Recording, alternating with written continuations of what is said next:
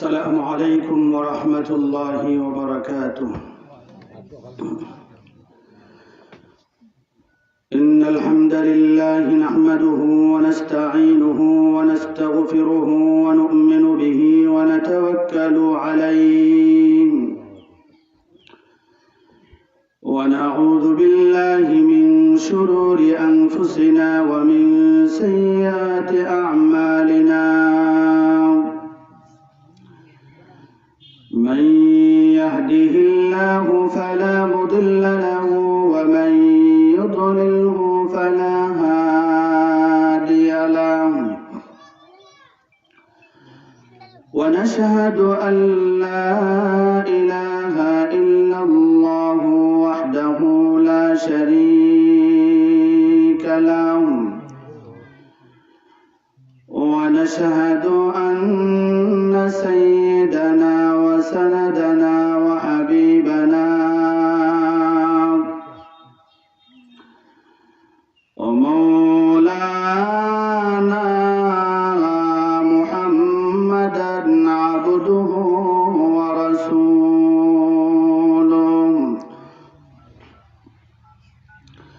أرسل إلى الناس كافة بشيرا ونذيرا وداعيا إلى الله بإذنه وسراجا منيرا.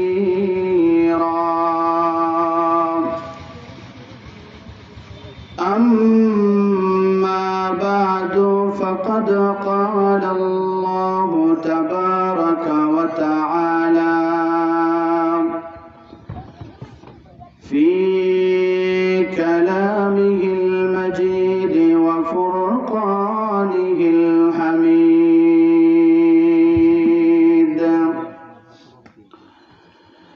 أعوذ بالله من الشيطان الرجيم.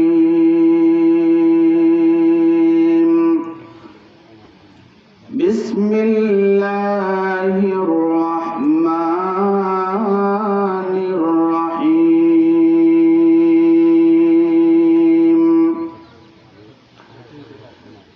يا أيها الذين آمنوا توبوا إلى الله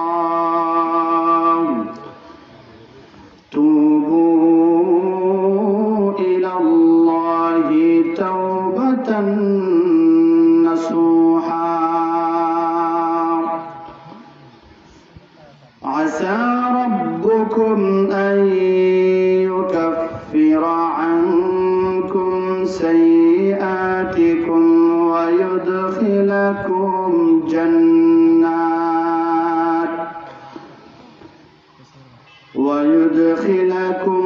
جنات تجري من تحتها الأنهار.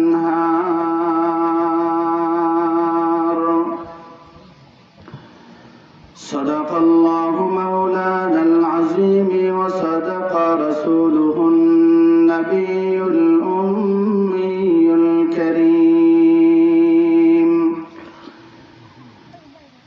وقال النبي صلى الله عليه وسلم: التائب من الذنب كمن لا ذنب له،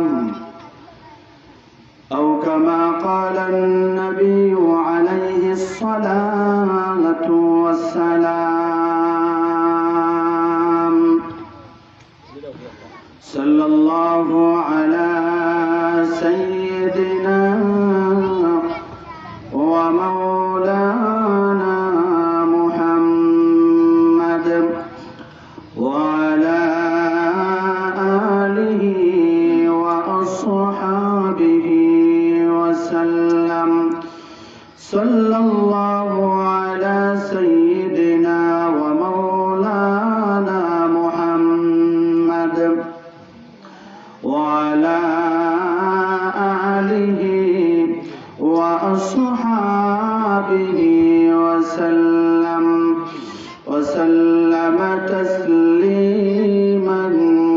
كثيرا كثيرا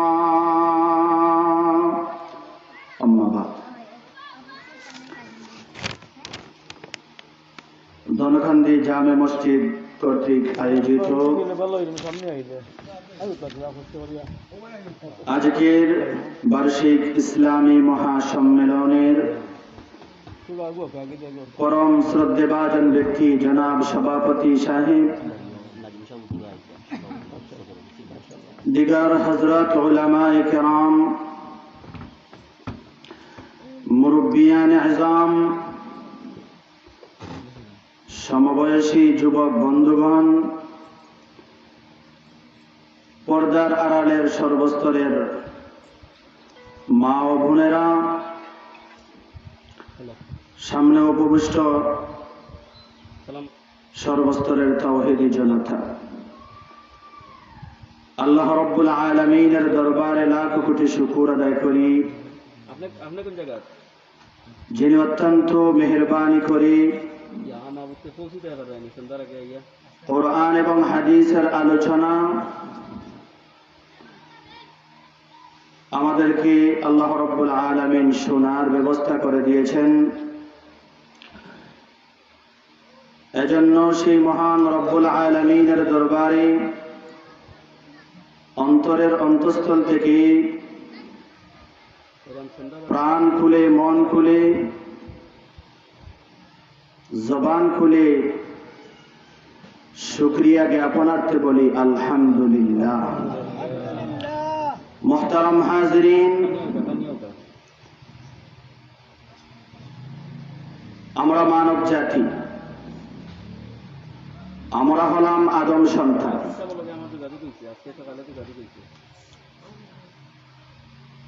আমরা আদমের সন্তান, বানরের সন্তান নই, ঠিক না বেঠিক? আদম আলাইহিস সালাতু ওয়াস সালাম থেকে আমাদের উৎপত্তি। আমরা আদম সন্তান। আদম সন্তানের মাধ্যমে জীবনের কোনো না কোনো ফাঁকে কোনো না কোনো গুনাহ সংগঠিত হয়ে থাকে। আল্লাহর পয়গম্বর হাদিস শরীফে বলেছেন, কুল্লু বানি আদামা খাত্তাউন ওয়া খায়রুল খাত্তাইন আত-তাওয়াবুন।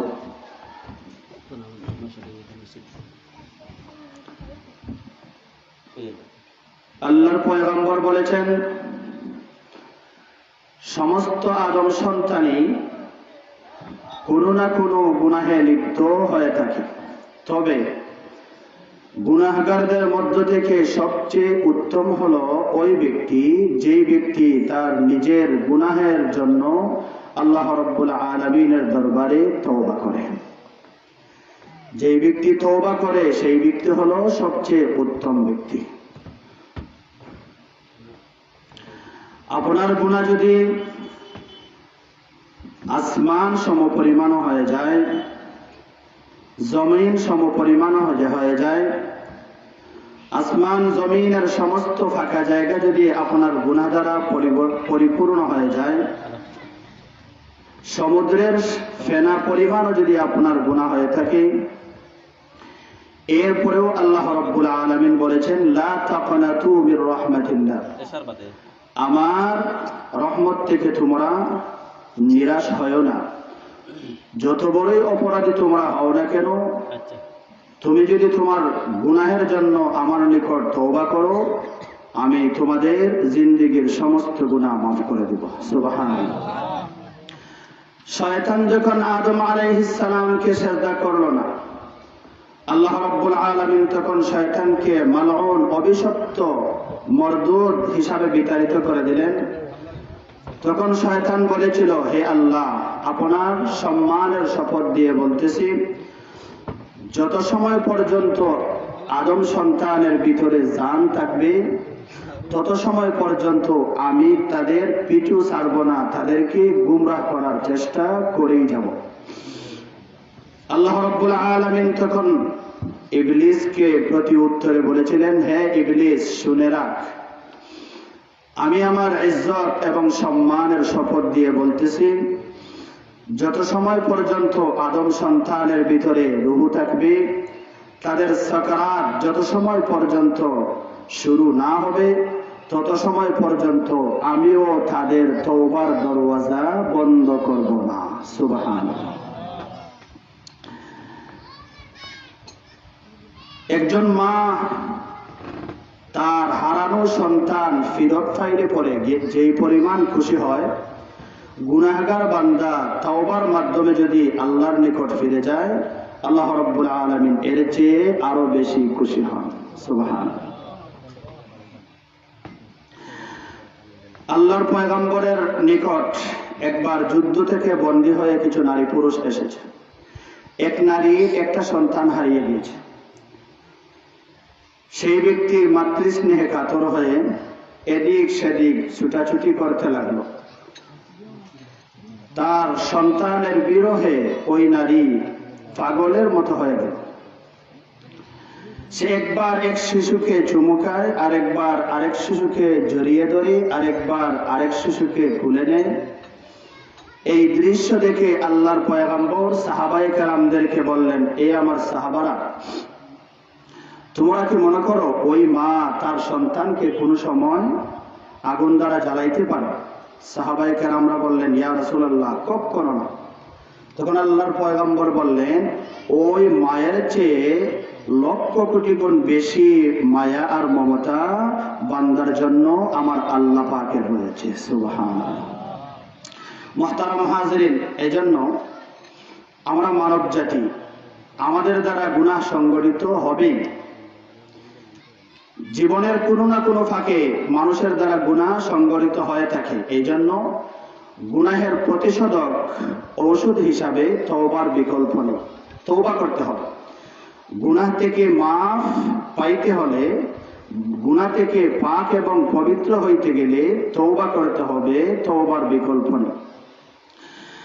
তওবা ইস্তেগফার করলে পরে অনেক ফায়দা এবং অনেক লাভ রয়েছে। কোরআন এবং হাদিসের মাধ্যমে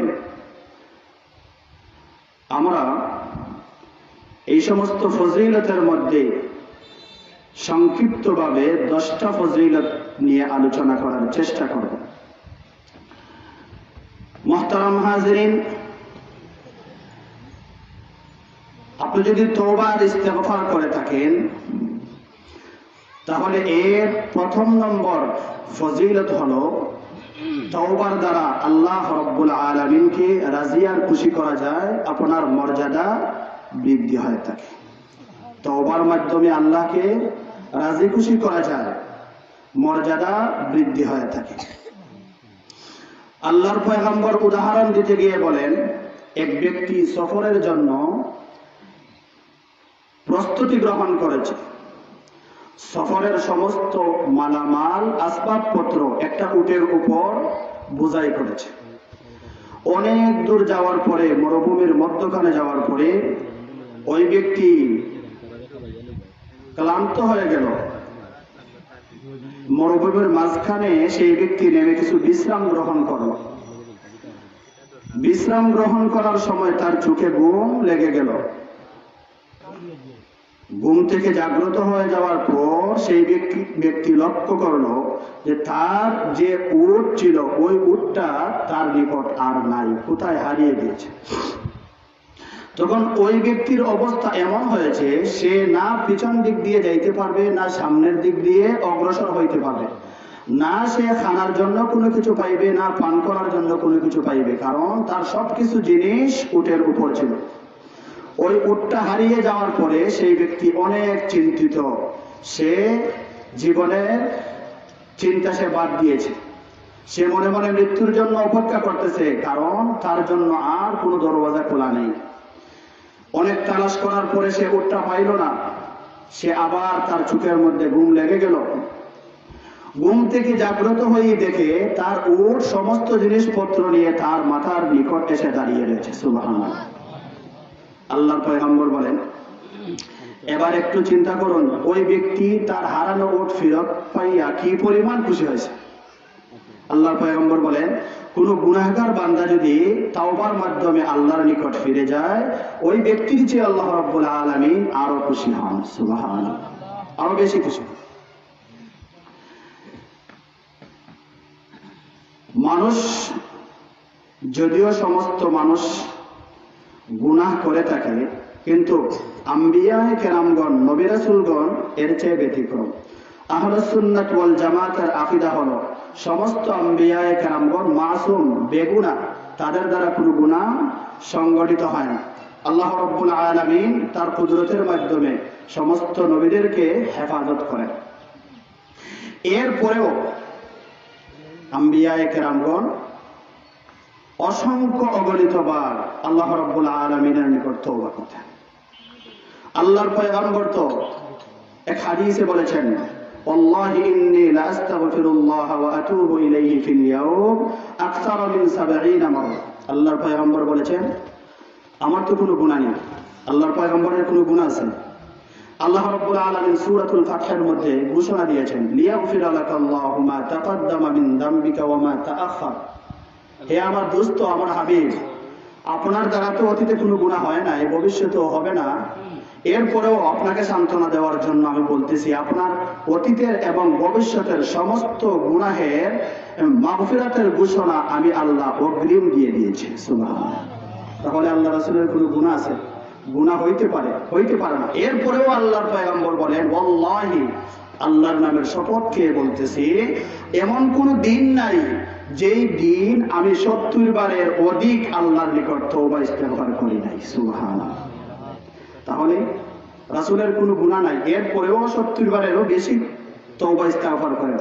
আমাদের গুনার কোনো সীমা নাই, ঠিক না বেঠিক? আমাদের গুনার কোনো সীমা নাই। রাসূল সাল্লাল্লাহু আলাইহি ওয়াসাল্লামের কোনো গুনাহ নাই, আর আমাদের জীবনে গুনাহের কোনো সীমা নাই। অতএব রাসূল যদি 70 বারের অধিক তওবা করেন, আমাদের 1000 বার তওবা করা উচিত, ঠিক না বেঠিক? আল্লাহর পয়গম্বরদের কোনো গুনাহ নাই, এরপরেও পয়গম্বরগণ আল্লাহ রাব্বুল আলামিনকে রাজি আর খুশি করার জন্য, মর্যাদা বৃদ্ধি হওয়ার জন্য আল্লাহর দরবারে তওবা করেন। তাদের তওবার বাক্যগুলো আল্লাহ রাব্বুল আলামিন পবিত্র কোরআনে উল্লেখ করেছেন। হযরত আদম আলাইহিস সালাম, তিনি আল্লাহ রাব্বুল আলামিনের দরবারে এমন ভাবে তওবা কান্নাকাটি করতেন যে তওবা করার কারণে তার চোখের দ্বারা পানি বাহির হয়ে এই জায়গায় গালের মধ্যে স্পট পড়ে যেত। সুবহানাল্লাহ, স্পট পড়ে যেত। এই পর্যন্ত তিনি তওবার মাধ্যমে আল্লাহর নিকট কান্নাকাটি করতেন। তার তওবার বাক্যগুলো ছিল, রব্বানা যালামনা আনফুসানা ওয়া ইল্লাম তাগফির লানা ওয়া তারহামনা লানাকুনান্না মিনাল খাসিরিন। হযরত নূহ আলাইহিস সালাতু ওয়াস সালাম, তিনি জলিলুল কদর পয়গম্বর ছিলেন এবং সর্বপ্রথম রাসূল ছিলেন। নবী আর রাসূলের মধ্যে পার্থক্য আছে।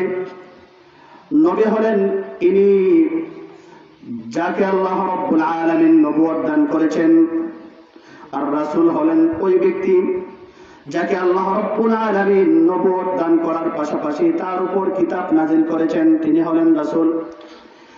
হযরত নূহ আলাইহিস সালাতু ওয়াস সালাম নবী এবং রাসূল ছিলেন। তার দ্বারা জিন্দেগিতে কোনো গুনাহ সংগঠিত হয় নাই। এরপরেও হযরত নূহ আলাইহিস সালাম আল্লাহ রাব্বুল আলামিনের দরবারে তওবা করতেন।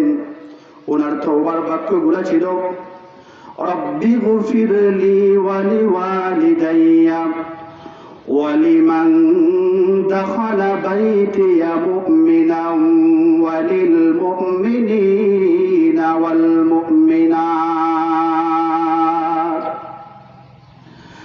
হযরত ইব্রাহিম আলাইহিস সালাম জলিলুল কদর পয়গম্বর ছিলেন।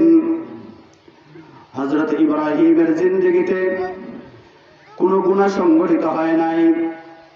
ওনাকে আল্লাহ রাব্বুল আলামিন বিভিন্ন সময় বিভিন্ন বিষয় দ্বারা পরীক্ষা করেছেন। পরীক্ষা করার সাথে সাথে কোনো প্রশ্ন নাই, কোনো জিজ্ঞাসা নাই, কেন আমি কাজ করব, কোনো প্রশ্ন নাই। আল্লাহ রাব্বুল আলামিন আদেশ করার সাথে সাথে তিনি অনতি বিলম্বে, কাল ক্ষেপণ না করে, লেট না করে সাথে সাথে ওই কাজ তিনি সম্পাদন করে পরীক্ষায় সফলতার সহিত উত্তীর্ণ হয়েছেন। পরীক্ষায় সফলতার সহিত উত্তীর্ণ হয়েছেন। এইগুলার পরে আল্লাহ রাব্বুল আলামিন হযরত ইব্রাহিম আলাইহিস সালামকে তার অন্তরঙ্গ বন্ধু খলিল হিসাবে উপাধি দিয়েছেন। এর উপরেও হযরত ইব্রাহিম আলাইহিস সালাম আল্লাহ রাব্বুল আলামিনের দরবারে তওবা করতেন। তার তওবার বাক্যগুলো ছিল, রব্বি গফিরলি ওয়া লিওয়ালিদাই, রব্বি গফিরলি, রব্বানা তাকাব্বাল মিন্না ইন্নাকা আনতাস সামিউল আলিম ওয়া তুব আলাইনা ইন্নাকা আনতাত তাওয়াবুর রহিম। হযরত মূসা আলাইহিস সালাম জলিলুল কদর পয়গম্বর ছিলেন, উনিও তওবা করতেন। তার তওবার বাক্যগুলো ছিল, রব্বি গফিরলি ওয়া লিআখি ওয়া আদখিলনা ফি রাহমাতিক ওয়া আনতা আরহামুর রাহিমিন। হযরত ইউনূস আলাইহিস সালাতু ওয়াস সালাম আল্লাহর পয়গম্বর ছিলেন, উনি তওবা করতেন। ওনার তওবার বাক্যগুলো ছিল, লা ইলাহা ইল্লা আনতা সুবহানাকা ইন্নী কুনতু মিনাজ জালিমিন। ভাইরা আমার, আল্লাহর পয়গম্বরের তো কোনো গুনাহ ছিল না। সমস্ত আম্বিয়ায়ে কেরামদের সরদার ছিলেন তিনি। সমস্ত মাখলুকের মধ্যে সর্বশ্রেষ্ঠ মাখলুক তিনি। আল্লাহর পয়গম্বরের কোনো গুনাহ ছিল না।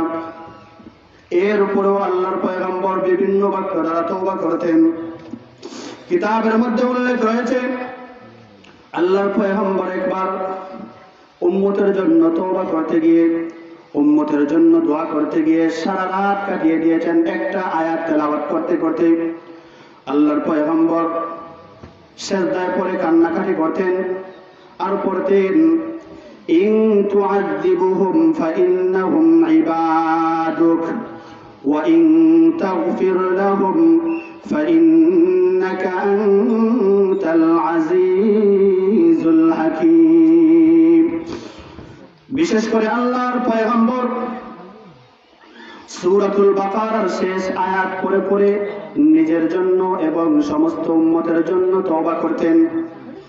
সেই তওবার বাক্যগুলো ছিল, রব্বানা লা তুআখিযনা ইন নাসিনা আও আখতানা, রব্বানা ওয়া লা তাহমিল আলাইনা ইসরান কামা হামালতাহু আলাল্লাযীনা মিন ক্বাবলিনা, রব্বানা ওয়া লা তুহাম্মিলনা মা লা তাকাতা লানা বিহি ওয়া'ফু আন্না ওয়াগফির লানা ওয়ারহামনা আনতা মাওলানা ফানসুরনা আলাল কওমিল কাফিরিন। এই সমস্ত বাক্যগুলা দ্বারা আল্লাহর পয়গম্বর তওবা করতেন, তওবা ইস্তেগফার করতেন। এই জন্য তওবা ইস্তেগফার আপনার গুনাহ থাকুক আর না থাকুক, তওবা করলে পরে আল্লাহ রাজি আর খুশি হন। তওবার মাধ্যমে আপনার মর্যাদা বৃদ্ধি হয়। এটা হলো তওবার 1 নম্বর ফজিলত। তওবার 2 নম্বর ফজিলত হলো, তওবা যদি আপনি করতে পারেন, তওবায়ে নাসুহা যদি করতে পারেন, খালিস তওবা যদি করতে পারেন, খাঁটি তওবা যদি করতে পারেন, তাহলে তওবার বদৌলতে আপনার জিন্দেগীর সমস্ত গুনাহ মাফ হয়ে যায়। তওবা করলে জিন্দেগীর সমস্ত গুনাহ মাফ হয়ে যায়। হযরত ওমর একবার একটা যুবককে নিয়ে আল্লাহর পয়গম্বরের নিকট গেলেন। আল্লাহর পয়গম্বর ওই যুবককে দেখে বললেন, হে যুবক, কি তোমার অবস্থা? ওই যুবক কিছু বলতে পারতেছে না, শুধু কান্না করতেছে। আল্লাহর পয়গম্বর বললেন, কেন কান্না করতেছো, কি ব্যাপার? আমাকে একটু বলো। ওই যুবক বলল, ইয়া রাসূলুল্লাহ, ইয়া হাবিবাল্লাহ, আমি মনে করি আসমানের নিচে জমিনের উপরে আমার চেয়ে বড় অপরাধী, বড় গুনাহগার আর কেউ নাই। এই জন্য আমি মনে করি আমার গুনাহের কোনো মাফের ব্যবস্থা হয়তো বা নাই। এই জন্য আমার জীবনের জন্য আমি কান্নাকাটি করতেছি। আল্লাহর পয়গম্বর বললেন, হে যুবক, তুমি কি মনে করো আসমান বড় নাকি তোমার গুনাহ বড়? সেই ব্যক্তি বলল, ইয়া রাসূলুল্লাহ, ইয়া হাবিবাল্লাহ, আমি মনে করি আসমানের চেয়েও আমার গুনাহ বেশি বড়। আল্লাহর পয়গম্বর তাকে বললেন, তুমি কি মনে করো আল্লাহর জমিন বড় নাকি তোমার গুনাহ বড়? সেই ব্যক্তি বলল, আমি মনে করি আল্লাহর জমিনের চেয়েও আমার গুনাহ বেশি বড়। আল্লাহর পয়গম্বর তখন তাকে আবার বললেন, পাহাড় বেশি ভারী নাকি তোমার গুনাহ বেশি ভারী? সেই ব্যক্তি বলল, আমি মনে করি আমার গুনাহ পাহাড়ের চেয়েও আরো বেশি ভারী। শেষ পর্যন্ত আল্লাহর পয়গম্বর বললেন, হে যুবক, তুমি কি মনে করো তোমার গুনাহ বেশি বড় নাকি আমার আল্লাহ বেশি বড়? আমার আল্লাহর দয়া আর মায়া বেশি বড়? তখন ওই ব্যক্তি আর কোনো উত্তর দিতে না পেরে বলতে লাগলো, হে রাসূল, আল্লাহ রব্বুল আলামিনের চেয়ে বড় তো আর কিছু হইতে পারে না। আমি বিশ্বাস করি যে আল্লাহ রব্বুল আলামিন মহান, আল্লাহর চেয়ে মহান আর কেউ হইতে পারে না। তখন আল্লাহর পয়গম্বর বললেন, আল্লাহ রব্বুল আলামিন যদি মহান এবং বড় হয়ে থাকেন, তাহলে এই মহান এবং বড় সত্তার মাধ্যমে বড় অপরাধ এবং বড় গুনাহ মাফ হইতে পারে। তখন ওই ব্যক্তি আর কোনো উত্তর দিতে পারল না। আল্লাহর পয়গম্বর তখন বললেন, হে যুবক, আচ্ছা বলো তো দেখি তোমার অপরাধটা কি? অপরাধের একটু বিবরণ আমাকে দাও। তখন ওই যুবক তার অপরাধের বিবরণ দিতে লাগলো আর বলতে লাগলো, ইয়া রাসূলুল্লাহ, ইয়া হাবিবাল্লাহ। ভাইরা আমার, সংক্ষিপ্তভাবে বলতে হচ্ছে, সময় সব। যুবক বলতে লাগলো, ইয়া রাসূলুল্লাহ, ইয়া হাবিবাল্লাহ, মানুষ তো একে অন্যের প্রেমে পড়ে, পুরুষ মহিলার প্রেমে পড়ে, মহিলা পুরুষের প্রেমে পড়ে, যুবক যুবতীর প্রেমে পড়ে, যুবতী যুবকের প্রেমে পড়ে। তবে নিয়ম হলো যুবক যুবতী জীবিত অবস্থায় একে অন্যের প্রেমে করে অপরাধে জড়িয়ে পড়ে। কিন্তু ইয়া রাসূলুল্লাহ, ইয়া হাবিবাল্লাহ, আমার অপরাধ যে এত বড় মস্ত বড়, আমি কিভাবে এর বিবরণ দেই? আমার অপরাধটা হলো আমি একটা মৃত সুন্দরী রূপসী মৃত যুবতীর সাথে অপকর্ম করে ফেলেছি। নাউজুবিল্লাহ। আল্লাহর পয়গম্বরের কথা শোনার পরে পরে বসা থেকে দাঁড়িয়ে গেলেন, তার চেহারা বিবর্ণ হয়ে গেল। আল্লাহর পয়গম্বরের রাগ চরমে পৌঁছে গেল। আল্লাহর পয়গম্বর তাকে বলতে লাগলেন, হে দুরাচার, হে দুরাচার, তোর দ্বারা এমন অপরাধ কেমন করে সম্ভব হলো? আল্লাহর পয়গম্বর নিজেকে আর স্থির রাখতে পারলেন না, তাকে ধাক্কা দিয়ে তার দরবার থেকে বিদায় করে দিলেন। আর বলতে লাগলেন, কোন মানুষের দ্বারা কি এরকম অপরাধ সংগঠিত হইতে পারে? আমার কাছ থেকে এই মুহূর্তে বাহির হয়ে যাও। ওই যুবক আল্লাহর পয়গম্বরের নিকট থেকে বাহির হয়ে গেল।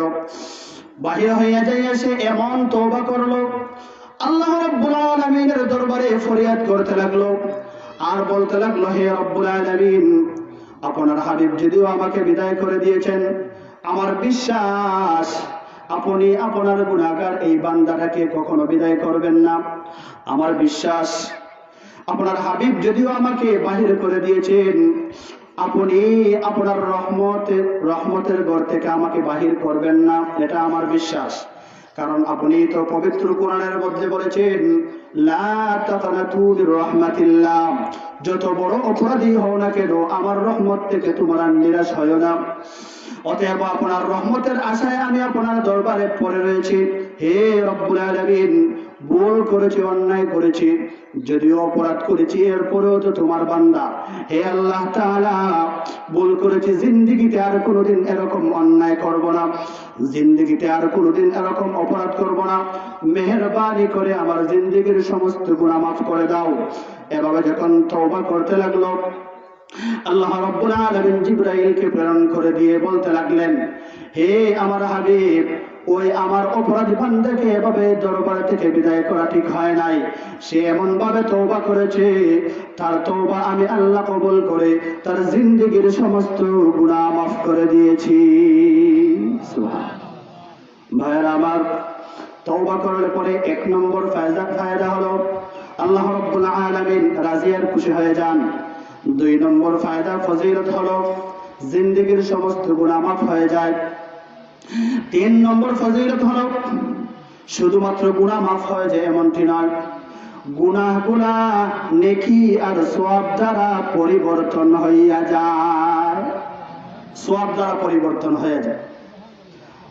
আপনি অনেক কষ্ট করে সওয়াব অর্জন করেন, অনেক কষ্ট করে নেকি অর্জন করেন, কিন্তু গুনাহ করার পরে যদি আপনি খাঁটি তওবা করতে পারেন তাহলে গুনাহগুলোকে আল্লাহ রাব্বুল আলামিন সওয়াব দ্বারা পরিবর্তন করে দিবেন। সুবহানাল্লাহ। আল্লাহর পয়গম্বরের মায়ার চাচা, খুব আদরের চাচা, সাইয়্যিদুশ শুহাদা, সমস্ত শহীদগণের সরদার হযরতে হামজা রাদিয়াল্লাহু তাআলা আনহু, উনাকে সাইয়্যিদুশ শুহাদা বলা হয়। উহুদ যুদ্ধের সময় শাহাদাত বরণ করেছেন। হযরতে হামজা রাদিয়াল্লাহু তাআলা আনহুকে যিনি শহীদ করে দিয়েছিলেন উনার নাম হলো ওয়াহশী। এই ওয়াহশী কাফের ছিলেন। একবার তার অন্তরের মধ্যে আল্লাহ রাব্বুল আলামিন হেদায়েতের আলো জ্বালিয়ে দিয়েছেন। ওয়াহশী একবার আল্লাহর পয়গম্বরের নিকট সংবাদ প্রেরণ করলো, ইয়া রাসূলুল্লাহ, ইয়া হাবিবাল্লাহ, আমি চাই ইসলাম ধর্ম গ্রহণ করতে, কিন্তু আপনার কোরআনের একটা আয়াত আমার ইসলাম গ্রহণের ক্ষেত্রে প্রতিবন্ধক হয়ে দাঁড়িয়েছে। আল্লাহর পয়গম্বর বললেন, হে ওয়াহশী, ওই আয়াতটি কোন আয়াত আমাকে একটু শোনাও। তখন ওয়াহশী বলতে লাগলো, ওই আয়াতটি হলো সূরাতুল ফুরকানের একটি আয়াত, ওয়াল্লাযীনা লা ইয়াদউনা মা'আল্লাহি ইলাহান আখার ওয়া লা ইয়াকতুলুনান নাফস التي حرم الله إلا بالحق ولا يزنون ومن يفعل ذلك يلقى أثاما। ওয়াহশী বলতে লাগলো, ইয়া রাসূলুল্লাহ, ইয়া হাবিবাল্লাহ, ওই আয়াতের মধ্যে আল্লাহ রাব্বুল আলামিন বলেছেন, যদি কোনো ব্যক্তি আল্লাহর সাথে কাউকে শরীক সাব্যস্ত করে, কোনো ব্যক্তি যদি অন্যায়ভাবে কোনো মানুষকে, কোনো প্রাণীকে হত্যা করে, কোনো ব্যক্তি যদি জিনা করে, তাহলে তার ঠিকানা হলো জাহান্নাম। ইয়া রাসূলুল্লাহ, আমি তো ওই তিনটি গুরুতর অপরাধী করে ফেলেছি, আমার কি কোনো মাফের ব্যবস্থা আছে? ইসলাম ধর্ম গ্রহণ করলে আমার এই সমস্ত অপরাধ কি মাফ হইতে পারে? তখন আল্লাহর পয়গম্বর বলেছিলেন, হে ওয়াহশী, তুমি কি এর পরবর্তী আয়াতের প্রতি লক্ষ্য করো নাই? এর পরবর্তী আয়াতের মধ্যে আল্লাহ রাব্বুল আলামিন বলেছেন, ইল্লা মান তাবা ওয়া আমানা ওয়া আমিলা আমালান সালিহান ফাউলাইকা ইউবাদদিলুল্লাহু সাইয়্যাতিহিম হাসানাত। হে ওয়াহশী, তুমি শুনে রাখো, আল্লাহ রাব্বুল আলামিন ওই আয়াতের মধ্যে বলেছেন, কোন ব্যক্তি যদি এই সমস্ত অপরাধ করার পরেও সে যদি তওবা করে, সে যদি তওবায়ে নাসুহা করে, খাঁটি এবং খালিস দিলে যদি তওবা করে, ঈমান আনয়ন করে, আর কোন নেক আমল যদি করতে পারে, তাহলে তওবার বদৌলতে আল্লাহ রাব্বুল আলামিন তাকে শুধুমাত্র মাফ করে দিবেন। যে এমনটি এতটুকুই নয়, আল্লাহ রাব্বুল আলামিন ইউবাদদিলুল্লাহু সাইয়্যাতিহিম হাসানাত, তার সাইয়্যাতগুলোকে হাসানাত দ্বারা পরিবর্তন করে দিবেন, তার অপকর্ম, তার অপরাধ গুনাহগুলোকে সওয়াব আর নেকি দ্বারা পরিবর্তন করে দিবে। সুবহানাল্লাহ। আপনি কষ্ট করে নেকি অর্জন করতে আসছেন, যদি তওবা করেন তাহলে আপনার দ্বারা যত গুনাহ হবে আল্লাহ রাব্বুল আলামিন সওয়াব দ্বারা পরিবর্তন করে দিবেন। তাহলে লাভ না ক্ষতি? লাভ। তওবার দরকার আছে না নাই? আছে। তাহলে তওবার 3 নম্বর ফজিলত হলো তওবার মাধ্যমে সওয়াব, গুনাহগুলা সওয়াব দ্বারা পরিবর্তন হয়ে যায়। মুহতারাম হাজিরিন, তওবা এমন একটা বিষয়, তওবা এমন অনেক জিনিস, আপনি যদি খালিস দিলে তওবা করতে পারেন, আল্লাহর পয়গম্বর হাদিস শরীফের মধ্যে বলেছেন, মান লাজিমাল ইস্তিগফার জাআলাল্লাহু লাহু মিন কুল্লি দীকিন মাখরাজা। কোন ব্যক্তি যদি ইস্তিগফার, তার নিজের জন্য যদি ইস্তিগফারকে লাজিম করে ফেলে, তওবার ইস্তিগফার যদি করতে পারে, তাহলে আল্লাহ রাব্বুল আলামিন তাকে আল্লাহ রাব্বুল আলামিন সমস্যা মুক্ত, ঝামেলা মুক্ত জিন্দেগি দান করবেন। আল্লাহ রাব্বুল আলামিন ঘোষণা করেছেন, কোন ব্যক্তি যদি তওবা ইস্তিগফারের উপর আমল করতে পারে, বেশি বেশি করে যদি ইস্তিগফার করে, কোন ব্যক্তি যদি খালিস দিলে তওবা করতে পারে, তাহলে আল্লাহ রাব্বুল আলামিন ইস্তিগফারের পুরস্কার হিসাবে, তওবার ফজিলত হিসাবে তাকে সমস্যা মুক্ত জিন্দেগি দান করবেন, ঝামেলা মুক্ত জিন্দেগি দান করবেন। এমন জিন্দেগি দান করবেন যে জিন্দেগির মধ্যে কোনো সমস্যা থাকবে না, যে জিন্দেগির মধ্যে কোনো ঝামেলা থাকবে না। আমরা মানব জাতি দুনিয়াতে চলতে গেলে অনেক ধরনের সমস্যার সম্মুখীন হইতে হয়, অনেক ঝামেলার সম্মুখীন হইতে হয়। আল্লাহর পয়গম্বর বলেছেন, মান লাজিমাল ইস্তিগফার জাআলাল্লাহু লাহু মিন কুল্লি দীকিন মাখরাজা। কোন ব্যক্তি যদি ইস্তিগফারের উপর আমল করে, তার নিজের জন্য যদি ইস্তিগফারকে লাজিম করে ফেলে, সেই ব্যক্তি যদি সব সময় তওবার উপর আমল করতে পারে, তাহলে আল্লাহ রাব্বুল আলামিন তাকে ঝামেলা মুক্ত জিন্দেগি দান করবেন, তাকে সমস্যা মুক্ত জিন্দেগি দান করবেন। তার জীবনের সমস্ত সমস্যাগুলোকে আল্লাহ রাব্বুল আলামিন সমাধানের ব্যবস্থা করে দিবেন। সুবহানাল্লাহ। তাবুক যুদ্ধ যাওয়ার সময় আল্লাহর পয়গম্বর সাহাবায়ে কেরামদেরকে বললেন, হে আমার সাহাবারা, তাবুক যুদ্ধের মধ্যে যাইতে হবে, সবাই প্রস্তুতি গ্রহণ করো। আল্লাহর পয়গম্বরের কথায় সমস্ত সাহাবারা প্রস্তুতি গ্রহণ করলেন, কিন্তু কিছু সংখ্যক মুনাফিক আর 3 জন খাঁটি মুমিন বাকি রয়ে গেলেন, তারা জিহাদের ময়দানে যান নাই। আল্লাহর পয়গম্বর জিহাদ থেকে আসার পরে সাহাবায়ে কেরামদেরকে বললেন, রে আমার সাহাবীরা, দেখে তো জিহাদের ময়দানে আমাদের সাথে যাওয়া থেকে কারা কারা বিরত রয়েছিল। সাহাবায়ে কেরামরা দেখলেন কিছু সংখ্যক মুনাফিক রয়েছে, 3 জন খাঁটি ঈমানদার রয়েছে। আল্লাহর পয়গম্বর সবাইকে ডাকলেন, ডাকার পরে তাদের কাছ থেকে জবানবন্দি লইলেন। মুনাফিকরা মিথ্যা অজুহাত দেখিয়ে তারা পার পেয়ে গেল। 3 জন মুমিন মুসলমান, তাদেরকে যখন বলা হলো তোমরা কেন যাও নাই, তারা সুন্দরভাবে বলল, ইয়া রাসূলুল্লাহ, ইয়া হাবিবাল্লাহ, আমরা বিশ্বাস করি মিথ্যা বলে যদিও এই মুহূর্তে আপনার কাছ থেকে রেহাই পাইতে পারি, কিন্তু কাল কিয়ামতের কঠিন ময়দানে আল্লাহর কাছ থেকে আমরা কখনো রেহাই পাইতে পারি না। এই জন্য আমরা মিথ্যার আশ্রয় গ্রহণ করব না, আমরা মিথ্যা কথা বলবো না। এমনিতেই নিজের অলসতাবশত দুনিয়াবি সামান্য কিছু কাজের কারণেই আমরা আপনার সাথে যাওয়া থেকে বিরত রয়ে গিয়েছিলাম। তখন আল্লাহর পয়গম্বর সাহাবায়ে কেরামদেরকে লক্ষ্য করে বলতে লাগলেন, আরে আমার সাহাবীরা, ওই 3 জন ব্যক্তির সাথে আজ থেকে তোমরা কোন ধরনের কোনো কথাবার্তা, কোন ধরনের কোনো আচার আচরণ, কোন ধরনের কোনো লেনদেন, কোন ধরনের ব্যবসা বাণিজ্য, সব ধরনের সুযোগ সুবিধা তাদেরকে বঞ্চিত করতে হবে। তাদের সাথে আমরা বয়কট গ্রহণ করলাম, তাদের সাথে আমরা এই মুহূর্তে তাদেরকে আমরা আমাদের সমাজ থেকে আমরা বাহির করে দিলাম। তাদের সাথে কেউ কোনো ধরনের কথাবার্তা বলতে পারবে না, চলাফেরা করতে পারবে না, তাদেরকে বয়কট করে দেওয়া হলো। আল্লাহর পয়গম্বর তাদেরকে বয়কট করে দিলেন। 1 দিন নয়, 2 দিন নয়, 50 দিন চলে গেল।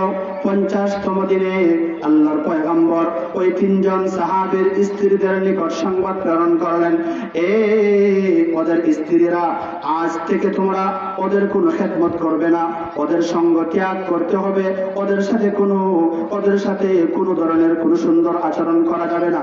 50তম দিনে তারা যখন দেখলো সমস্ত মানুষ তাদেরকে ছেড়ে দিয়েছে, তখন তারা আল্লাহ রাব্বুল আলামিনের দরবারে কান্নাকাটি করতে লাগলো, তওবার মাধ্যমে আল্লাহর নিকট ফিরে গেল আর বলতে লাগলো, হে প্রভু,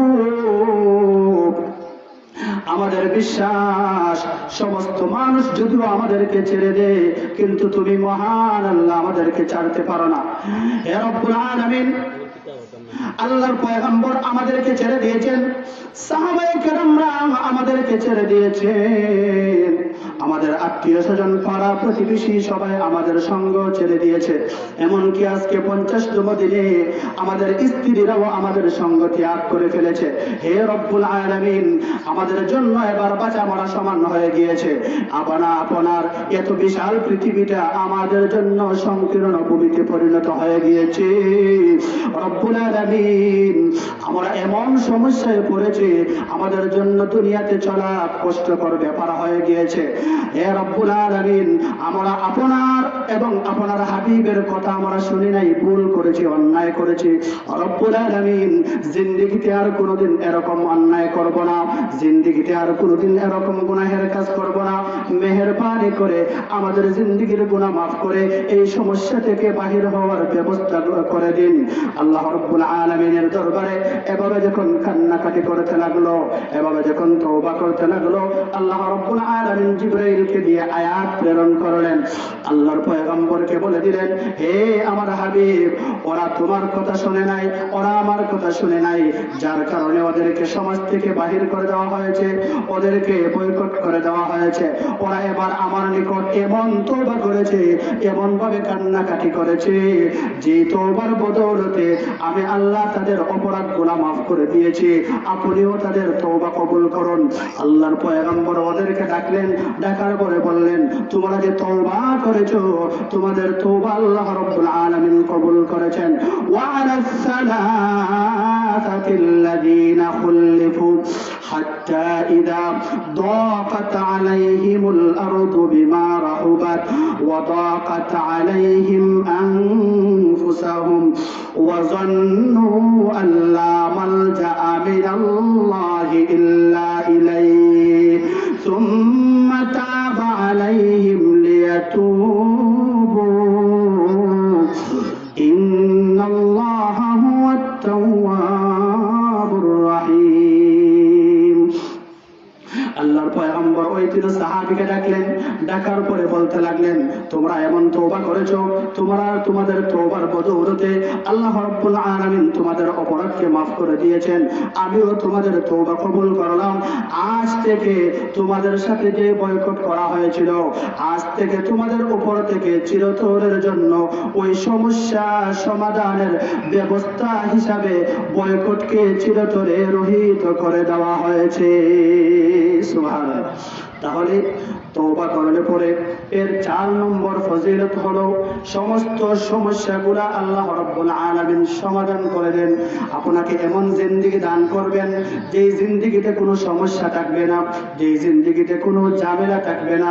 এমন জিন্দেগি আপনাকে আল্লাহ রাব্বুল আলামিন ইস্তিগফার আর তওবার বদৌলতে দান করবেন।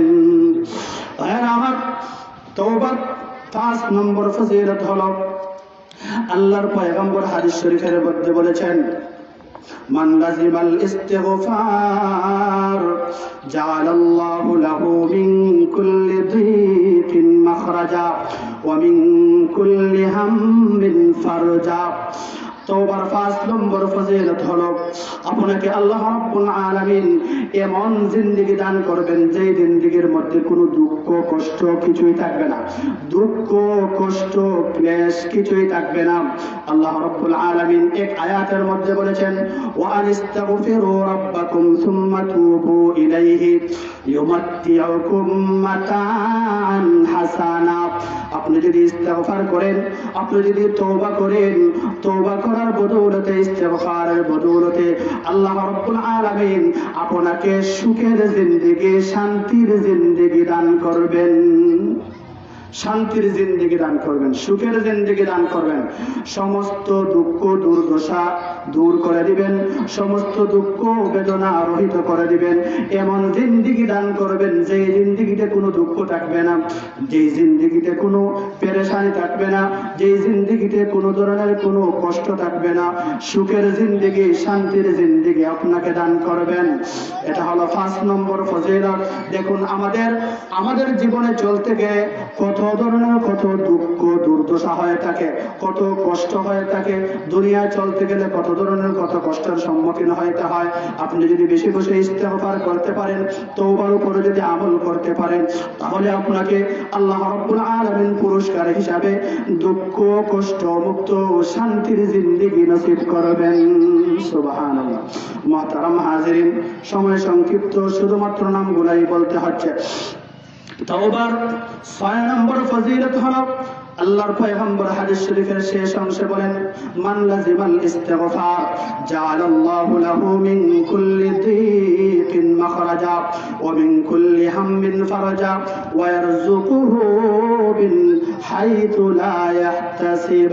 আল্লাহর পয়গম্বর বলেছেন, আপনাকে অভাব মুক্ত, আপনাকে এমন জিন্দেগি দান করবেন যে জিন্দেগিতে কোনো অভাব থাকবে না, আপনার কোনো ধরনের কোনো জিনিসের অভাব থাকবে না। আপনার জীবন চলতে গিয়ে যে সমস্ত জিনিসের প্রয়োজন হয়, সমস্ত জিনিসের প্রয়োজন মহান আল্লাহ তার কুদরতের মাধ্যমে ব্যবস্থা করে দিবে। সুবহানাল্লাহ। আপনার জিন্দেগিতে কোনো অভাব থাকবে না। এখানে আয়াতে এসেছে ওয়ারাযাকাহু মিন হাইতু লা ইয়াহতাসিব। আপনার জিন্দেগিতে কোনো অভাব থাকবে না, এমন জায়গা থেকে আল্লাহ রাব্বুল আলামিন আপনার জন্য রিজিকের ব্যবস্থা করবেন যাহা আপনি কখনো কল্পনাও করতে পারবেন না। কল্পনাতীত রিজিকের ব্যবস্থা মহান আল্লাহ আপনার জন্য করবেন যদি আপনি ইস্তেগফারের উপর আমল করতে পারেন, যদি আপনি তওবার উপর আমল করতে পারেন। আপনার জীবনের কোনো রিজিকের সংকীর্ণতা থাকবে না, বেহিসাব রিজিকের ব্যবস্থা আল্লাহ রাব্বুল আলামিন আপনার জন্য করে দিবে।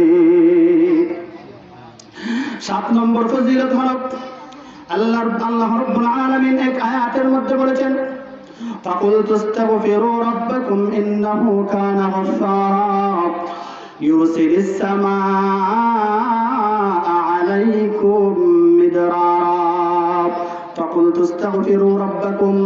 আপনি যদি আপনার প্রভুর নিকট যদি ইস্তেগফার করতে পারেন, আপনার আল্লাহ রাব্বুল আলামিনের দরবারে যদি আপনি ফরিয়াদ করতে পারেন, তওবা করতে পারেন, তাহলে 7 নম্বর ফজিলত স্বরূপ আল্লাহ রাব্বুল আলামিন বলেছেন, এই জমিনের মধ্যে মানুষের জন্য বৃষ্টির প্রয়োজন হয়। অনেক সময় যদি বৃষ্টি বন্ধ হয়ে যায় তাহলে মানুষ অনেক সমস্যার সম্মুখীন হইতে হয়। আল্লাহ রাব্বুল আলামিন বলেছেন যে যদি তুমি ইস্তেগফারের উপর আমল করো, বেশি বেশি করে যদি ইস্তেগফার করো, তুমি যদি তওবা করো, তওবার উপর যদি তুমি আমল করতে পারো, তাহলে অনাবৃষ্টি থেকে আল্লাহ রাব্বুল আলামিন তোমাকে হেফাজত করে আকাশ থেকে মুষলধারে বৃষ্টি বর্ষণ করবে। সুবহানাল্লাহ। বৃষ্টি বর্ষণ করে দিবেন, অনাবৃষ্টি দূর করে দিবেন, অনাবৃষ্টি থাকবে না। বৃষ্টির মাধ্যমে আপনাকে আল্লাহ রাব্বুল আলামিন প্রফুল্লিত করবেন, আনন্দিত করবেন, মুষলধারে বৃষ্টি নাজিল করবেন। হযরত মুসা আলাইহিস সালাতু ওয়াস সালামের জামানায় বৃষ্টি বন্ধ হয়ে গিয়েছিল। হযরত মুসা সমস্ত তার সাহাবায়ে কেরামদেরকে বললেন, সবাই আসো মাঠের মধ্যে আসো, আল্লাহ রাব্বুল আলামিনের দরবারে সালাতুল ইস্তিসকা করতে হবে। সালাতুল ইস্তিসকার মাধ্যমে, তওবার মাধ্যমে আল্লাহ রাব্বুল আলামিনের দরবারে বৃষ্টির জন্য প্রার্থনা করতে হবে। আল্লাহ রাব্বুল আলামিনের দরবারে যখন সবাই একত্রিত হয়ে বৃষ্টি প্রার্থনা করলেন, আল্লাহ রাব্বুল আলামিন বৃষ্টি দিলেন না। মুসাকে ওহীর মাধ্যমে বলে দিলেন, হে মুসা, তোমাদের এই মজমার মধ্যে, তোমাদের এই মহাসমাবেশের মধ্যে এমন এক ব্যক্তি রয়েছে যে ব্যক্তি পাপিষ্ঠ, যে ব্যক্তি গুনাহ করেছে, ওই ব্যক্তির গুনাহের কারণে আমি বৃষ্টি বন্ধ করে ফেলেছি। তখন হযরত মূসা আলাইহিস সালাম ওই সমাবেশকে লক্ষ্য করে বলেছেন, ওই সমাবেশের ভিতরে এক ব্যক্তি আছো পাপিষ্ঠ গুনাহগার, তুমি কে নিজ ইচ্ছায় আমাদের এই ময়দান থেকে, এই সমাবেশ থেকে তুমি বাহির হয়ে চলে যাও, আর না হয় আল্লাহর পক্ষ থেকে ওহীর মাধ্যমে তোমার নাম ধরে তোমাকে বাহির করে দেওয়া হবে। ওই ব্যক্তি তখন দেখলো, এখান থেকে যদি আমি একা একা বাহির হয়ে যাই তাহলে সবার দৃষ্টিতে আমি অপরাধী হিসাবে সাব্যস্ত হয়ে যাব, আর যদি আমি একা না বাহির হই তাহলে মূসা ওহীর মাধ্যমে আল্লাহর পক্ষ থেকে আমাকে, আমার নাম ধরে আমাকে বাহির করে দিবেন, তাহলে সমাজের সবার দৃষ্টিতে আমি অপরাধী হিসাবে সাব্যস্ত হয়ে যাব। এই লজ্জায় আমি মুখ দেখাবো বাঁচাবো কেমন করে? তখন ওই ব্যক্তি মনে মনে আল্লাহ রাব্বুল আলামিনের দরবারে এমন তওবা করেছে, এমন খাঁটি দিলে তওবা করেছে, খাঁটি নিয়তে খালিস তওবা করেছে, যে খালিস তওবার মাধ্যমে, যে তওবায়ে নাসুহার বদৌলতে আল্লাহ রাব্বুল আলামিন সাথে সাথে তার তওবা কবুল করে তার জিন্দেগীর সমস্ত গুনাহ মাফ করে সাথে সাথে আকাশ থেকে মুষলধারে বৃষ্টি বর্ষণ করেছে। সুবহানাল্লাহ। হযরত মুসা আল্লাহ রাব্বুল আলামিনকে ডেকে বললেন, হে রব্বুল আলামিন, আপনারা বলেছেন ওই মজমার মধ্যে এক ব্যক্তি রয়েছে পাপিষ্ঠ গুনাহগার, আপনারা বলেছেন ওই ব্যক্তি বাহির না হইলে বৃষ্টি দিবেন না, তাহলে এই মুহূর্তে আপনি কেন বৃষ্টি দিচ্ছেন? আল্লাহ রাব্বুল আলামিন তখন জবাব বলে দিয়েছেন, সেই ব্যক্তি এমন তওবা করেছে, সেই ব্যক্তি এমন ইস্তেগফার করেছে, ইস্তেগফারের মাধ্যমে আমি আর বৃষ্টি বন্ধ করে রাখতে পারি নাই। ওই ইস্তেগফারের কারণে, ওই ব্যক্তির তওবার কারণে আমি আল্লাহ আকাশ থেকে মুষলধারে বৃষ্টি বর্ষণ করতে বাধ্য হয়েছি। সুবহানাল্লাহ।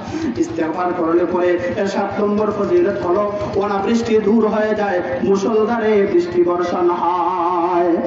8 নম্বর ফজিলত হলো আল্লাহ রাব্বুল আলামিন পবিত্র কোরআনে বলেন, ইউরসিলিস সামাআ আলাইকুম মিদরারা ওয়া ইউমদিদুকুম বিআমওয়ালিন ওয়া বানিন। তোমরা যদি ইস্তেগফার করতে পারো, তোমরা যদি ইস্তেগফার আর তওবার উপর আমল করতে পারো, তাহলে তোমাদের জিন্দেগিতে আমি আল্লাহ তোমাদেরকে ধন দৌলতের মাধ্যমে এবং সন্তানের মাধ্যমে তোমাদের জীবনের উন্নতি দান করব। আমাদের জিন্দেগি, আমাদের অনেকের সন্তান হয় না, অনেকের অভাব অনটন দূর হয় না, কিন্তু আমরা আল্লাহ রাব্বুল আলামিনের দরবারে ইস্তেগফার করি না। আমরা এর মাধ্যম হিসাবে চলে যাই শাহফরানের দরবারে, মাধ্যম হিসাবে সন্তান চাওয়ার জন্য চলে যায় শাহজালালের দরবারে। না না, শাহজালাল শাহফরান কোনোদিন ধন দৌলত দিতে পারে না, শাহজালাল শাহফরান কোনোদিন সন্তান দিতে পারে না। সন্তান যদি পাইতে হয়, ধন দৌলত যদি অর্জন করতে হয়, এই আয়াতের মধ্যে আল্লাহ রাব্বুল আলামিন শিক্ষা দিয়েছেন। আল্লাহ রাব্বুল আলামিন বলেছেন, ফাকুল তুস্তাগফিরু রাব্বাকুম ইন্নাহু কানা গাফফারা ইউরসিলিস সামাআ আলাইকুম মিদরারা ওয়া ইউমদিদুকুম বিআমওয়ালিন ওয়া বানিন। তুমি যদি ধনের মাধ্যমে উন্নত হইতে চাও, তুমি যদি সন্তানের মাধ্যমে উন্নত হইতে চাও, তাহলে তুমি ইস্তেগফার করো, আল্লাহর নিকট তওবা করো, বেশি বেশি ইস্তেগফার করো। তুমি যদি ধন দৌলতের জন্য ইস্তেগফার করো, আল্লাহ রাব্বুল আলামিন তোমাকে ধন দৌলত দান করবেন। সন্তানের জন্য তুমি যদি ইস্তেগফার করো, আল্লাহ রাব্বুল আলামিন এই আয়াতের মধ্যে ঘোষণা করেছেন, বেশি বেশি ইস্তেগফার করলে পরে আল্লাহ রাব্বুল আলামিন কখনো তোমাকে নিঃসন্তান রাখবেন না, তোমাকে সন্তানের মাধ্যমে উন্নতি প্রদান করবেন। সুবহানাল্লাহ। 8 নম্বর ফজিলত হলো ইস্তেগফার করলে পরে আপনার ধন দৌলতের মাধ্যমে, সন্তান সন্ততির মাধ্যমে আল্লাহ রাব্বুল আলামিন তোমাকে তোমার জীবনের উন্নতি দান করবেন। 8 নম্বর 9 নম্বর ফজিলত হলো, অনেক ফজিলত আছে, আমি বলেছি 10টা ফজিলত বলবো সংক্ষিপ্তভাবে। আল্লাহ রাব্বুল আলামিন ওই আয়াতের শেষেই বলেছেন, ওয়া ইয়াজআল লাকুম জান্নাত ওয়া ইয়াজআল লাকুম আনহারা। আল্লাহ রাব্বুল আলামিন তোমাদের সব জিনিসের মধ্যে বরকত দান করবেন, ফসলাদের মধ্যে বরকত দান করবেন, বাগ বাগিচার মধ্যে বরকত দান করবেন। তোমাদের নহরগুলোকে আল্লাহ রাব্বুল আলামিন পানি দ্বারা পরিপূর্ণ করে দিবেন। তোমাদের ফসল দিতে আল্লাহ রাব্বুল আলামিন বরকত দান করবেন। আমাদের ফসল ফলাই, কিন্তু ফসলের মধ্যে বরকত হয় না। আমরা কৃষি কাজ করি, আমাদের কৃষি কাজের মধ্যে বরকত হয় না। আমি যদি আমাদের ফসল দিতে বরকতের জন্য আমি যদি ইস্তেগফার করি, আল্লাহ রাব্বুল আলামিন বলেছেন, তুমি যদি ইস্তেগফার করতে পারো, তোমার জীবনের যা কিছুর প্রয়োজন হয় সমস্ত জিনিসের মধ্যে আমি আল্লাহ বরকত দান করব। ফসল দিতে বরকত দান করব, তোমার রিজিকের মধ্যে বরকত দান করব, তোমার জীবনের সব সমস্যা আমি আল্লাহ সমাধান করে দেব। তোমার জিন্দেগিতে চলতে গিয়ে কোনো ধরনের কোনো সমস্যার সম্মুখীন তুমি হইবে না। এই জন্য মুহতারাম হাজিরিন, সব কাজে আমাদেরকে ইস্তেগফারের উপর আমল করতে হবে।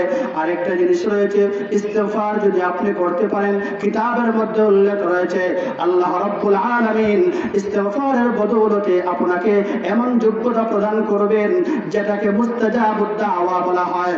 আপনি যদি ইস্তিগফারের উপর আমল করতে পারেন তাহলে আল্লাহ রাব্বুল আলামিন আপনাকে মুস্তাজাবুদ দাওয়া বানিয়ে দিবেন। সুবহানাল্লাহ।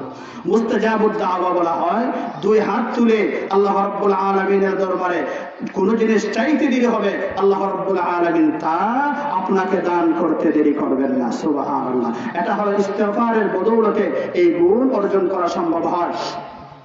হযরত আহমদ ইবনে হাম্বল রাহমাতুল্লাহি আলাইহি আমাদের চার মাযহাবের এক মাযহাবের প্রতিষ্ঠাতা হযরত আহমদ ইবনে হাম্বল রাহমাতুল্লাহি আলাইহি একবার সফরের উদ্দেশ্যে বাহির হলেন।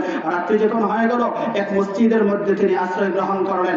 এশারের নামাজের পরে অনেক সময় তিনি মসজিদের মধ্যে বসে আল্লাহ বিল্লাহ করতেছেন, তিনি বাহির হইতেছেন না। মসজিদের খাদিম আয়েশা বলতে লাগলো, হে মুসাফির, আপনাকে তো চিনতে পারতেছি না, আপনি মসজিদ থেকে বাহির হয়ে চলে যান, আমি মসজিদ তালাবদ্ধ করে ফেলবো। তখন ওই আহমদ ইবনে হাম্বল বললেন, এ ভাই, আমি তো মুসাফির মানুষ, এই জায়গায় আমার কোনো আত্মীয় স্বজন পাড়া প্রতিবেশী কেউ নাই, পরিচিত জন কেউ নাই, অতএব আমি চাই ওই রাত্রিটা, আজকে রাত্রিটা আপনাদের মসজিদের মধ্যে আমি কাটিয়ে দিতে। ওই ব্যক্তি বলল, না, মসজিদের মধ্যে আপনাকে রাত্রি কাটাইতে সুযোগ দেওয়া হবে না, আপনি মসজিদ থেকে বাহির হয়ে চলে যান। হযরত আহমদ ইবনে হাম্বল মসজিদ থেকে নিরুপায় হয়ে বাহির হয়ে একটা বাজারের মধ্যে চলে গেলেন। বাজারের মধ্যে যাইয়া দেখতে পাইলেন এক ব্যক্তি রুটি বানাইতেছে। তার নিকট যাইয়া আবদার করলেন, ভাই, আমি তো মুসাফির মানুষ, আপনার এই চুলার নিকট আমি বসে বসে রাত্রিটা কাটাইতে চাই, আপনি কি একটু সুযোগ দিবেন? সেই ব্যক্তি বলবো, হ্যাঁ, অবশ্যই সুযোগ দিব, তাই চুলার নিকট আপনি বসে বসে কাটাইবেন, আমার তো কোনো এই জায়গায় লাভ ক্ষতির কোনো বিষয় নয়, অতএব আপনাকে অনুমতি দান করার কোনো নিষেধাজ্ঞা, আপনাকে অনুমতি দান করার কোনো অনুমতি না দান করার কোনো কারণ নেই, আপনি এই জায়গায় রাত্রি কাটাইতে পারেন। তখন আহমদ ইবনে হাম্বল এই জায়গায় বসে বসে রাত্রি কাটাইতে লাগলেন আর লক্ষ্য করতে লাগলেন যে ওই রুটি বিক্রেতা, ওই রুটির বাবুর্চি, সেই ব্যক্তি রুটির খামিরা তৈরি করে আর বলে আস্তাগফিরুল্লাহ। ওই ব্যক্তি লোহারের মধ্যে, ভাতিরার মধ্যে রুটি দেয় আর বলে আস্তাগফিরুল্লাহ, রুটি আবার নামায় আর বলে আস্তাগফিরুল্লাহ, কাস্টমারের হাতে রুটি বিক্রি করে বলে আস্তাগফিরুল্লাহ, টাকা ক্যাশের মধ্যে রাখে আর বলে আস্তাগফিরুল্লাহ। তখন আহমদ ইবনে হাম্বল তখন বললেন, ও ভাই, আশ্চর্যজনক একটা বিষয় আমি আপনার মধ্যে দেখতে পাইলাম, আপনি প্রত্যেকটা কাজের মধ্যে শুধু আস্তাগফিরুল্লাহ আস্তাগফিরুল্লাহ বলতেছেন, এর রহস্যটাকে আমি জানতে চাই। তখন ওই ব্যক্তি বলতে লাগলো, হে মুসাফির, আপনাকে তো আমি চিনি না, তবে শুনে রাখুন, যেই দিন থেকে আমি ইস্তিগফারের উপর আমল করেছি, সেই দিন থেকে আমি আল্লাহ রাব্বুল আলামিনের দরবারে যা চাইছি, আল্লাহ রাব্বুল আলামিন আমি চাইতে দেরি হয়েছে, আল্লাহ রাব্বুল আলামিনের পক্ষ থেকে আমাকে প্রদান করতে দেরি হয়েছে না, আমি মুস্তাজাবুদ দাওয়া হয়ে গিয়েছি। সুবহানাল্লাহ। হযরত আহমদ ইবনে হাম্বলকে ওই ব্যক্তি বলল, ও আহমদ, ও মুসাফির, আপনাকে তো আমি চিনতে পারতেছি না, তবে একটা আশা, একটা দোয়া এখন পর্যন্ত পূরণ হয় নাই। তখন আহমদ ইবনে হাম্বল বললেন, ওই দোয়াটি কি?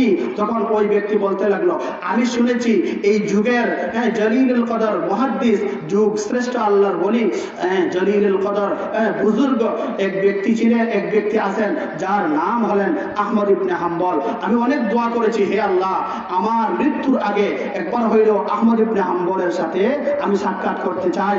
তাও ভাই মুসাফির, ইস্তিগফারের বদৌলতে আমার সমস্ত দোয়া কবুল হয়েছে, কিন্তু এই দোয়াটি এখনো কবুল হয় না। ওই ব্যক্তি যে আহমদ ইবনে হাম্বল মুসাফির, রুটি বিক্রেতা, এখন কিন্তু চিনে না। তখন ওই জবাব প্রদান করার পরে আহমদ ইবনে হাম্বল ওই ব্যক্তিকে জড়িয়ে ধরলেন আর বলতে লাগলেন, হে রুটির বিক্রেতা, হে মুসলমান ভাই, আপনার ইস্তিগফারের উপর আমল করার বদৌলতে আল্লাহ রাব্বুল আলামিন আপনাকে মুস্তাজাবুদ দাওয়া বানিয়ে দিয়েছেন। আপনার সমস্ত দোয়া, সমস্ত আশা আল্লাহ রাব্বুল আলামিন পূরণ করে দিয়েছেন। আহমদ ইবনে হাম্বলের সাথে সাক্ষাৎ করার জন্য যে দোয়া আপনি করেছিলেন, ওই দোয়াও আল্লাহ রাব্বুল আলামিন এই মুহূর্তে কবুল করে ফেলেছেন। হে ভাই, আহমদ ইবনে হাম্বলের সাথে সাক্ষাৎ করার জন্য তার নিকট আপনাকে যাইতে হবে না, ইস্তিগফারের উপর আমল করার বদৌলতে আমি আহমদ ইবনে হাম্বলকে আল্লাহ রাব্বুল আলামিন আপনার নিকট স্বয়ং প্রেরণ করে দিয়েছে। সুবহানাল্লাহ। তাহলে ইস্তেগফারের উপর আমল করলে, বেশি বেশি তওবা করলে পরে আল্লাহর প্রিয় পাত্র হওয়া যায়, প্রিয় বান্দা হওয়া যায়, মুস্তাজাবুদ দাওয়া হয়ে যায়। শেষ বেশি যে ফায়দাটা, শেষবারের শেষ যে ফায়দাটা, সবচেয়ে বড় যে ফজিলতটা, সেটা হলো আমার তেলাওয়াতকৃত আয়াতের শেষ অংশে আল্লাহ রাব্বুল আলামিন বলেন, يا أيها الذين آمنوا توبوا إلى الله توبة نصوحا عسى ربكم أن يكفر عنكم سيئاتكم ويدخلكم جنات।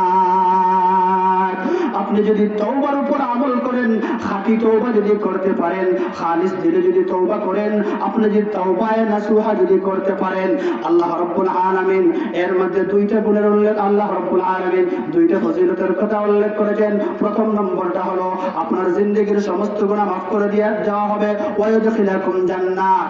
শেষেরটা বলেছেন আপনি যদি খালিস তওবা করতে পারেন, আপনাকে মৃত্যুর পরে আল্লাহ রাব্বুল আলামিন জাহান্নাম থেকে মুক্তি দিয়ে জান্নাতের ভিতরে প্রবেশ করাইবে। সুবহানাল্লাহ। তখন আমরা কি চাই ভাই?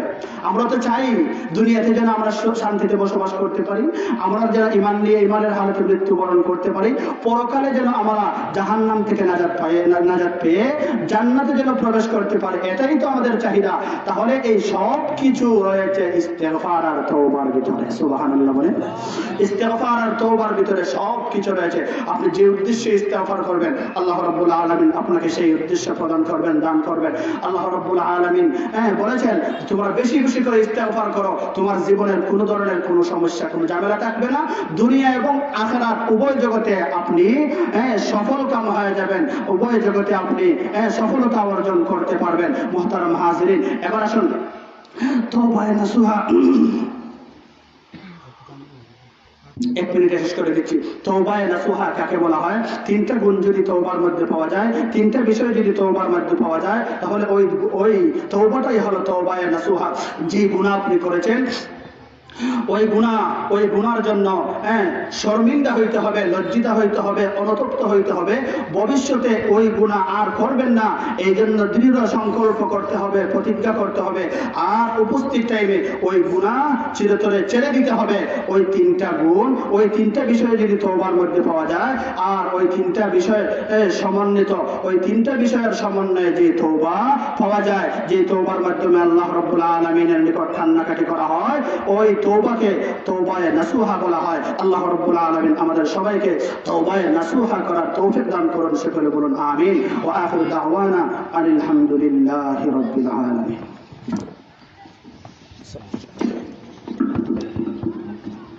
আলহামদুলিল্লাহ, আমরা অত্যন্ত গুরুত্বপূর্ণ নসিহত শুনলাম শান্তিবাগ ইমাম সাহেব হুজুরের কাছ থেকে। মুআজ্জাজ হাজিরিন কেরাম, আমরা এখনো যারা অযথা ঘোরাফেরা করতেছি, আমরা অযথা ঘোরাফেরা না করে মাহফিলের মধ্যে চলে আসি। সময় সময় আপনাদের সামনে মুআজ্জাজ মেহমানদেরকে আমরা হাজির করব। মাহফিলের আয়োজন করে যদি আমরা মাহফিলের মধ্যে থাকতে পারি না, আর মেহমানদেরকে নিয়ে যদি আমরা কষ্ট দিই, এর চেয়ে বেশি বড় আর কষ্ট হতে পারে না। আমি এলাকার সবার কাছে বেশি আকর্ষণ করে বলছি, এখানে আপনারা যারা অযথা ঘোরাফেরা করতেছেন, আপনারা অযথা ঘোরাফেরা না করে মাহফিলের মধ্যে চলে আসুন। আসসালামু আলাইকুম ওয়া রাহমাতুল্লাহি ওয়া বারাকাতুহু।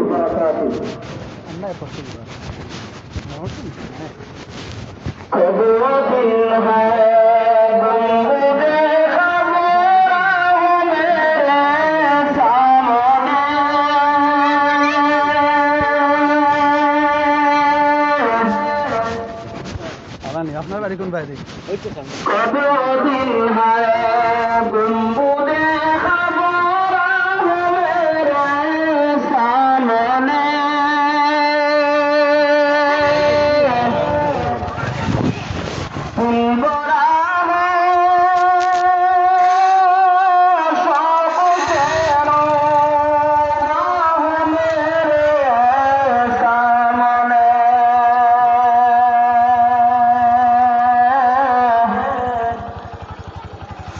গুমরা